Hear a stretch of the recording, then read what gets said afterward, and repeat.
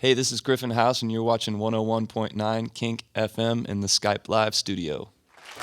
Griffin House here in the Skype Live studio.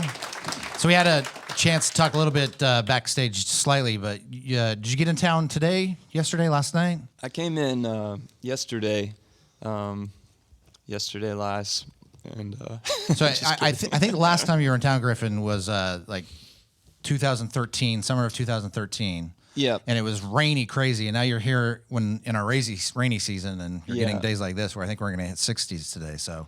Yeah, it was nice. It was about 60-something when I got here. It was snowing in Nashville when I took off yesterday morning, so, yeah. Tonight performing at the Doug Fir Lounge. We'll talk about that in just a second. But you and I have a couple of things in common. We're both classically handsome. Don't know why they're laughing, Griffin. I don't. But we're both fathers to two daughters. I think the last time you were here, your youngest was about to be born. Yeah, Emma's 4 and Clara's 2, yeah. So 2 little girls. How has becoming a daddy of 2 girls changed your life? I'm a completely different person. Yeah. Can you do hair and makeup yet? Let me rephrase that. My daughters are a little older than yours, and they're both into dance, and so I had to learn how to do hair and makeup. You're not quite there yet, but if they take that dance route, trust me. I hope they do. They're already singing. I'll give you some tips. Sure. Be great. Yeah. Your album, So On and So Forth, comes out, as you mentioned, March 4th. Yeah. What's the story behind the is it that title track? What's the story behind the title? Well, I have a bunch of songs inspired by my grandfather, George Griffin, and songs about the war. One called The Way I Was Made, about my family tree. And my other grandfather, Jack, has no songs written about him, so I started to feel guilty about it. And he's a storyteller, too. He tells the same story like 80 times over and over and over again, but you just pretend like you've never heard it before.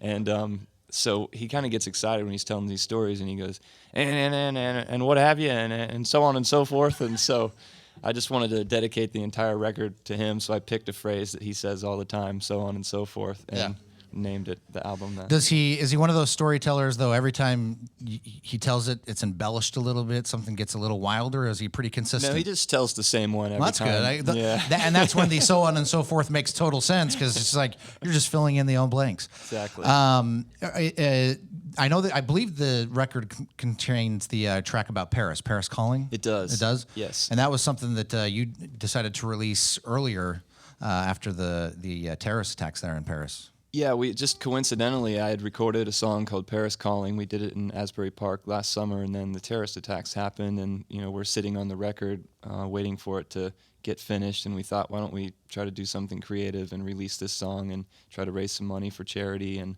just put some light and love into the world with the song. And it ended up getting picked up by CNN. They did a big story on it in November or December. I can't quite remember, but it was pretty cool. You're able to raise some money for some French charities over there, yeah? Yeah, it was an organization called Secours Populaire, I think it was called. And that was it was originally written just kind of as a love story to Paris. Yeah, it's just a love song about loving being in the city and dreaming of getting back, so, yeah.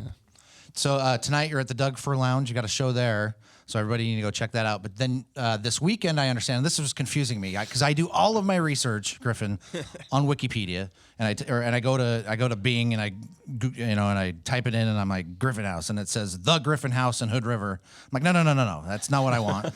But there's a place, a venue. I guess they do receptions and have performances, and it's called the Griffin House. And this weekend, Griffin House at the Griffin House, yeah?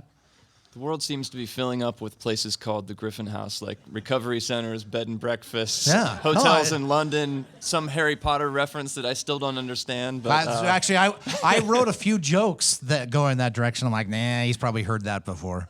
Definitely. Thank you for sparing us. Yeah, well, I guess the reference is all you're going to get.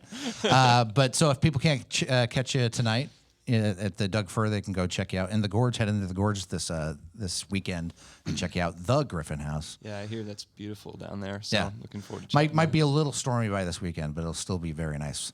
How about some more music? Okay. Griffin House here in the Skype Live studio.